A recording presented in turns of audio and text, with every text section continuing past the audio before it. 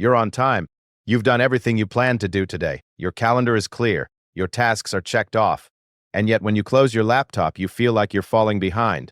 Not behind schedule, behind in general, like everyone else is moving faster, achieving more, becoming someone, while you're just keeping up with the bare minimum. This isn't about poor time management. It's not about discipline or motivation, or how hard you work. It's about something much quieter, much stranger, and much harder to notice, because the feeling of being behind has almost nothing to do with what you actually accomplished. Let's start with what makes this so confusing. You can finish your work, meet your deadlines, even have free time left over, and still end the day feeling like you didn't do enough. The math doesn't add up. You did what you set out to do. You should feel fine. But instead, there's this low hum of inadequacy that follows you into the evening. Most people assume this means they're not working hard enough, so they add more tasks. They wake up earlier. They optimize their morning routine, and the feeling doesn't go away. If anything, it gets worse. That's the first clue that this isn't about productivity at all. Research suggests that the feeling of being behind is not a response to your actual progress. It's a response to your perception of everyone else's progress. And here's the uncomfortable part. That perception is almost entirely constructed from curated, incomplete, and distorted information. You see someone's promotion on LinkedIn. You hear about a friend's new project. You scroll past someone's vacation photos, someone's book launch, someone's engagement. Each one is a snapshot, a single moment. But your brain doesn't process it that way. It processes it as evidence of a gap between their life and yours. The problem is that you're comparing your entire internal experience, doubts and boredom and routine included, to everyone else's highlight reel. And you're doing it constantly, not once a day, dozens of times, every time you check your phone. This creates a very specific kind of psychological distortion. You're not comparing yourself to real people living real lives. You're comparing yourself to an aggregated, fictional version of success that doesn't exist in any one person. You're competing with a composite, and because that composite is always doing something, you feel like you should always be doing something too. Here's where it gets worse. The feeling of being behind doesn't just come from seeing other people's wins, it comes from seeing their activity. Someone posts about working late. Someone shares a morning workout. Someone mentions a side project. None of these things are accomplishments yet. They're just actions. But they register in your mind as proof that other people are moving while you're standing still. So even on days when you do everything right, when you finish your work and spend time with people you care about and get enough sleep, you still feel behind. Because you weren't visibly productive in the same way. You weren't posting about it. You weren't performing progress. And somewhere along the way, you started measuring your day not by whether you did what mattered, but by whether it would look like enough if someone else were watching. Let's talk about what this looks like in practice. You finish a project at work, it's done, it's fine. But instead of feeling satisfied, you immediately think about what's next. Not because you're ambitious, because stopping feels like falling behind. Rest starts to feel like a risk. You spend a Sunday doing nothing in particular. Cooking, reading, cleaning the kitchen. Small, unremarkable things. And by the end of the day, you feel guilty.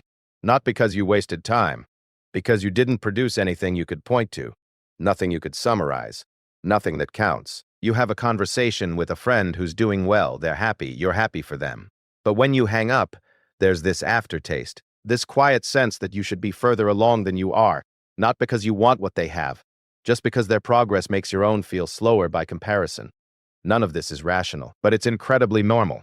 Here's the part that makes this so hard to escape. The feeling of being behind is self-reinforcing. The more you feel it, the more you look for evidence of it. You start noticing every little thing someone else is doing. You start interpreting neutral information as proof that you're not doing enough. A coworker mentions a new skill they're learning. A neighbor renovates their kitchen. Someone you went to school with starts a business. None of these things have anything to do with you, but they feel like they do. Because when you already feel behind, everything looks like a reminder. And the cruelest part is that you can't catch up, because you're not actually behind. You're just measuring yourself against a standard that doesn't exist. Every time you try to close the gap moves. Because it's not real. Research into social comparison shows that people consistently overestimate how much others are achieving and underestimate how much they themselves are doing. We discount our own progress because we experience it in real time, with all the mess and uncertainty and mundane effort that comes with it. We see other people's progress in retrospect, polished and simplified and stripped of context. So you finish something, and it feels small. Someone else finishes something, and it looks significant. The difference isn't in the work. It's in the presentation. The other thing research shows is that the more time you spend exposed to other people's curated updates, the stronger this feeling becomes. It's not about jealousy or insecurity, it's about volume. Your brain isn't built to process the achievements of hundreds of people on a daily basis.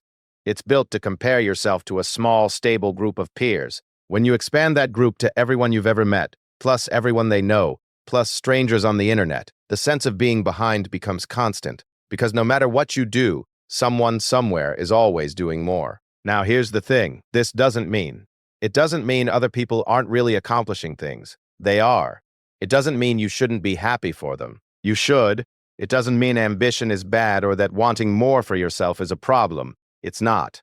What it means is that the feeling of being behind is not a reliable signal. It's not telling you that you're failing. It's not telling you that you need to work harder. It's telling you that you're comparing your reality to something that isn't real. And as long as you keep doing that, no amount of progress will ever feel like enough. You could double your output. You could achieve every goal you set. You could do everything you've ever wanted to do. And the feeling would still be there, because it's not about what you've done. It's about what you think you should have done. And that number has no ceiling. So what do you do with this? Nothing, maybe. Just notice it.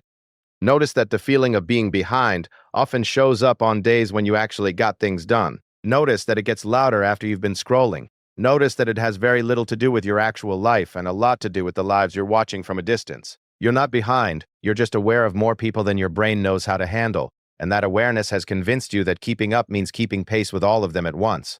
It doesn't. It never did.